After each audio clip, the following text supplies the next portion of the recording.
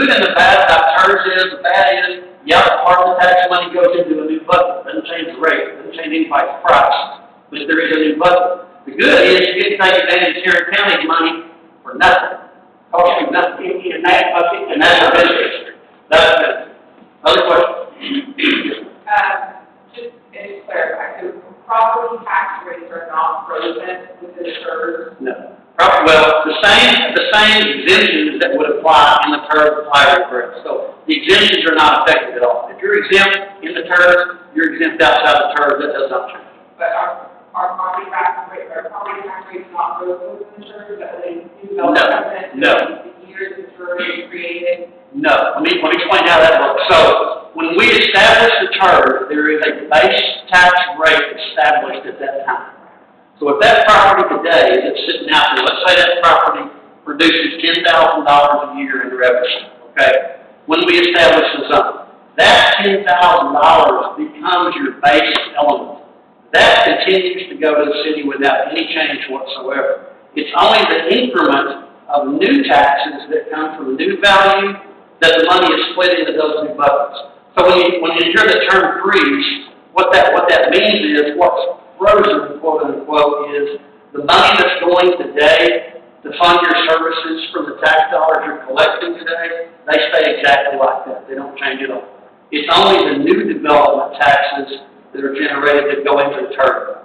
Does that make sense? Yes. And the second question, so what's the initial expiration date of the TERS? 20 years. 20 years. 20 years, and we're still... So within that 20 years, it could be amended, made bigger, smaller, larger. Yeah, the thing you don't want to do with the TERS is you don't want to monkey with it too much. Because you want to create an area that everyone is focused on, that you're trying to get developers to come into and invest in.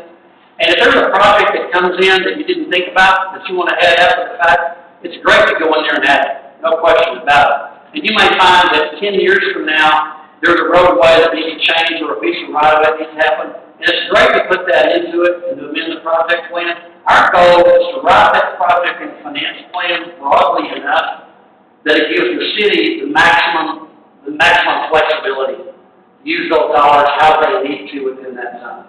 So we don't like to build a plan that is so narrowly, defined that there's no flexibility at all. We will put roadway improvements, we'll put water and sewer improvements, we'll put landscaping, we put broad categories in there. So there is a lot of flexibility on how those dollars ultimately get spent. Other questions?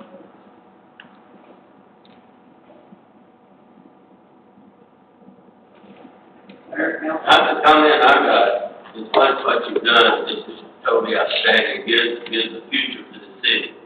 And I think that areas, once it's done, developers will be coming. They're all around us that want to be here. When we talk about the mixed use, I've heard so many people say, I wish we'd like 7th Street. If you take the residential commercial on 7th Street, it's probably 80-20. At least, yeah. So you have to have the residential support the business. Without it, the whole thing's going to fail. And that's the reason we can't have apartments. It has to be a high dollar structure so that they support that, and they support it, brings others in support. We've got all White Summit Road down there developed. They're starving for a place to go. And we developed this, they have a place. Right down Robert's Cutoff, that's right. And someday it will be wonderful to see that mixed use right down Robert's Cutoff to the boulevard and tie it all together.